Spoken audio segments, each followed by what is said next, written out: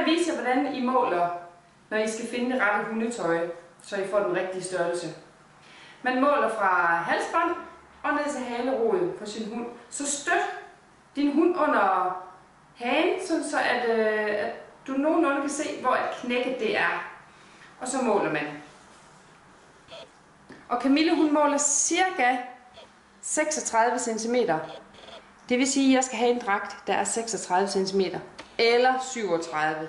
Man går aldrig den modsatte vej, for så bliver dragten simpelthen for kort. Så jeg vil sige, en 36-37 cm i ryglængden, det er det, jeg vil gå efter til en dragt til Kamille.